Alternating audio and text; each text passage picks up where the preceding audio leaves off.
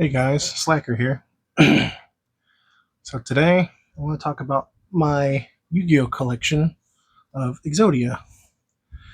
I don't have a complete collection. I'm missing a few sets that have come out, a few variants probably, definitely a few of the one-offs like True Exodia missing. But I do love collecting Exodia. Exodia was probably my first Yu-Gi-Oh card that I wanted to fully collect in terms of like collecting, not just playing the game. This is actually the first set I ever got completed. This is the Yu-Gi-Oh Premium Gold, all pack pulled. I got really lucky. Um, I bought two of the little individual mini boxes. I pulled the head and I believe this arm, or the two pieces I've pulled. I was like, you know what? I've always wanted this set as a kid, so I'm gonna actually, since I have a job, I'm actually gonna start collecting these pieces and fulfill a journey I've always wanted to do. So this was the first set I ever completed. This is Premium Gold. These are, I believe, all first edition. Yep. So the reason why I want to collect Exodia, I think, in terms of Yu-Gi-Oh, is the most collectible. I mean, you could argue Blue Eyes, Dark Magician, and stuff, but those cards are just one card and variants. Variants aren't wrong. Exodia has variants, which you'll see later, but these, it's just like a set. It looks so nice. It's a hand thing. You can hold them. You can see all the pieces. And I've always liked the way the deck played, even though the decks are kind of jerkish to play. I would say people really don't like playing against Exodia at all. But yeah, this is Premium Gold. That's my first complete set. We'll move on to some other ones, not in any particular order, I guess. We'll move on to a very kind of boring one. Let's see. We have the common. This is common, just a general common printing. This is from Yu-Gi-Oh! Legendary Decks 2. We have Exodia, all of his pieces. We also have Contract with Exodia. I collect everything that has to do with Exodia pretty much. The cards, the extra cards. So we have Contract. We have Necros. We have Obliterate and Exodia, the legendary Exodia Incarnate. So this was always such a weird printing to me. I always see Exodia as such a, Exodia doesn't get the correct treatment, I would say. Exodia gets a lot of cards and variants and stuff, but it doesn't get proper treatment like Dark Magician or Blue Eyes does. We are getting that support for Exodia soon, which I'm pretty excited for. Maybe the deck can become viable, maybe not competitive, but it could at least do something now without it being stally and just trying to essentially either bore your opponent to death or bore you to death by trying to do one thing. But this was always such a weird printing to me. Any sort of card that has some sort of like fan base to it gets essentially disrespect like this. Make it a super. It doesn't have to be ultra or something. At least put some hollow on there. But this is Yu-Gi-Oh! Legendary Decks 2, Exodia, and all of its cards that came with it. I believe these were the exclusive ones you got in that set for Exodia, Obliterate and Legendary Exodia Incarnate.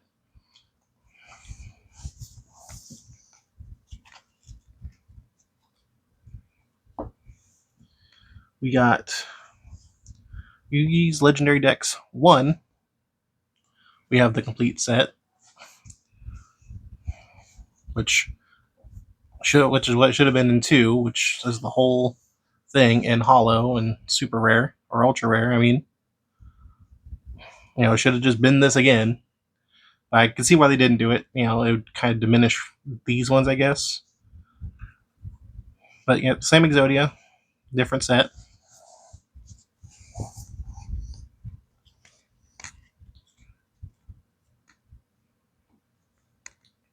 We do have the Lost Arts. I do not have the English Lost Arts at this time. I do have a Spanish Lost Art set.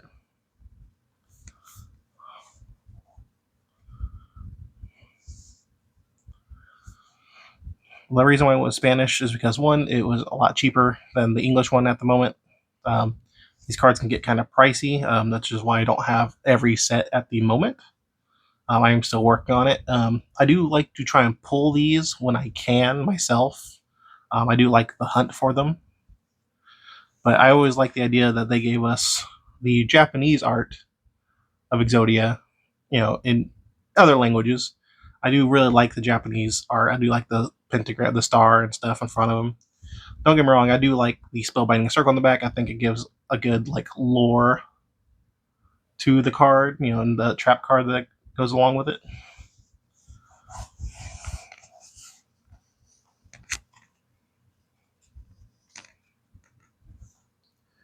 We have I believe this was essentially the Yugi's Legendary deck equivalent in Japanese.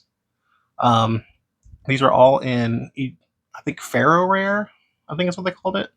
But they have this hieroglyphic hollow pattern to it. I don't know if the camera can pick it up as much. They have these hieroglyphs all over it. So it's essentially the same as Yugi Legendary decks. We get Contract, Obliterate, Necros. These are all in the Pharaoh Rare or Hieroglyph Rare. Carnet, and all the pieces. These were the sleeves that it came with in the set. I like these sleeves a lot. I don't like much like ETB sleeves. The Konami sleeves aren't the greatest. They're a bit better than the Pokemon ETB sleeves, but still not the greatest. I like this set. I think it's a very interesting rarity that we've only gotten just one of, I believe. I believe other sets had this rarity too, but we never got it here in the States at all.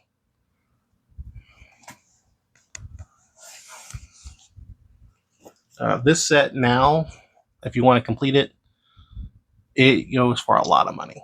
I think it's a couple $100, if not $1,000 at this point. Probably not 1,000, but definitely a couple hundred. This also came with all the God cards in this rarity. It came with basically every single card in the set: Dark Magician, Blue Eyes, and stuff. It was only Yugi's decks in the set, but they are all in this rarity. So this is, we'll go to the one-offs that I currently am working on. We have Legendary Exodia, Exodia the Legendary Defender. This is from one of the Mega Tins, I think, or one of the Collector's Tins, I think. Secret Rare edition. I do have the Quarter Century Exodia from the Mega Tins. This is, you can see the watermark down there. Beautiful card. This is one of the things I was talking about where Exodia gets this nice big rarity, but you can't get the other pieces in this rarity. That's ridiculous. I don't understand why they don't just say, hey, here's this piece, and you can pull the others in this rarity or something like that. I do have the Tokyo Dome Exodia from the recent Yu-Gi-Oh! Championship Series, I believe. I do have him. He was one of my recent pickups. This one looks really good. It's a little far over to this way, but it's in really good condition. So I'm thinking about getting it graded. That's why it's here.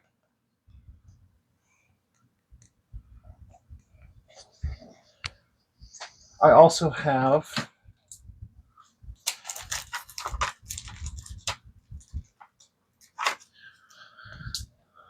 the graded Exodia. Sorry, he was off to the side. Had to go get him. This is an original Exodia. This is from a premium pack in 1999. It's the original attack and defense, the little boxes. It's a Mint 9, which is pretty good for a card this old. I'm definitely glad to have this one. And possibly my oldest set of cards I have is the Yu-Gi-Oh! Bandai Exodia. So I love this look for Exodia. The way the card font is, the way that it's all set up, his style. I love this. It looks very much like the manga, which is supposed to be the point. This is also a very clean copy of these. I do have two complete sets of this. This one is for my Exodia set. I put the better condition one. It's a little bit worn down here at the corners and stuff. You can see it, the whitening and stuff. But for how old these are great condition. I might get one of these graded. I might go get another set of these. I'm gonna go look for them. I try not to spend too much on them. Like any hobby, it can get costly. But yeah, this is definitely the oldest set. The Yu-Gi-Oh! Bandai game was really weird. It played much like a game of war, and you just played until your deck was empty. The rules. So he actually still had this special rule where if you got all 5 cards, you won basically, which is kind of strange. But yeah, he's definitely the oldest Exodia I have. Definitely looks great. If you are an Exodia collector, I definitely recommend getting these. These aren't super expensive, but they are harder to find in decent condition. But yeah, guys, thanks for coming along with me on this one. That's all my Exodia sets. That is my Exodia collection. I do have the Exodia Funko Pop that came out. I don't really collect Funko Pops, but I do have the Exodia Funko Pop as well. I am still missing the True Exodia, which came out with a art book.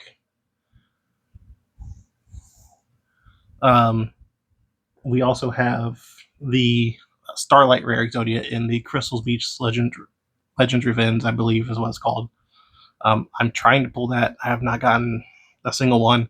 It's not an expensive set, but those cards individually go for like 200 a pop, maybe 100 a pop. And I'm not paying that unless I can find a set complete for like 100 to 200.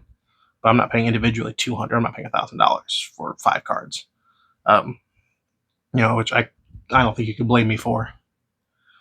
But yeah, guys, I just want to talk about this today, show it off. Let me know what you guys think about this set and my collection. Do you collect Exodia? Do you collect other cards? Pokemon, Exodia, do you collect Blue Eyes, Dark Magician, any specific sets? It could be Dragon Ball, other things. Let me know in the comments. Don't forget to like, comment, and subscribe if you like this video. You guys keep enjoying your hobby and have a good day.